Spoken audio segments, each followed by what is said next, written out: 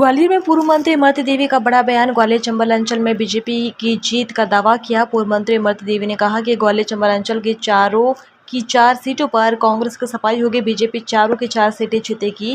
कांग्रेस तो विधानसभा में भी हवा में उड़ रही थी, अभी भी हवा में उड़ रही है, उन्हें रोक थोड़ी सकता कोई। फूल सिंह बरैया के भिंड लोकसभा सीट से चुनाव जीतने के बाद भांडेर विधानसभा सीट पर इमरती देवी के चुनाव लड़ने की खबरों पर कहा कि मैं भांडेर से चुनाव नहीं लड़ूंगी, मैं डबरा से ही लड़ूंगी, डबरा से ही चुनाव लड़ूंगी, भांडेर से नहीं लड़ूंगी। चुनाव वहां के लोगों को ही मिलना चाहिए मौका, वहां के नेता। लोकसभा चुनाव के दौरान अभी हाल ही में हुए खुद के वायरल ऑडियो को लेकर इमरती ने कहा कि वह तो झूठ ऑडियो थे, कोई एप्लीकेशन का इस्तेमाल कर झूठ उड़ा दिया। जीतू पटवारी के पिछले दिनों इमरती पर दिए बयान को लेकर इमरती ने कहा कि उन्होंने जो कहा था उसके लिए एफआईआर दर्ज कराई गई है। अशोकनगर से जिला पंचायत सदस्य शीला, उन्होंने भी वहां पर रिपोर्ट करी है।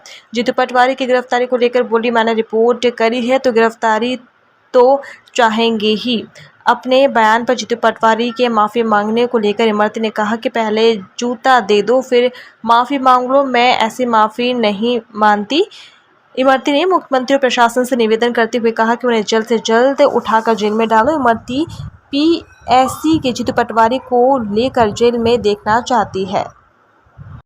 नहीं, वो तो मेरी नहीं, कोई बिजली की कोई भी तो मजाक चल रही, वो बस ऐसे ही मजाक में बात करते थे और मजाक ही में वो कह रहे थे कि मेरे से नमस्ते नहीं करा।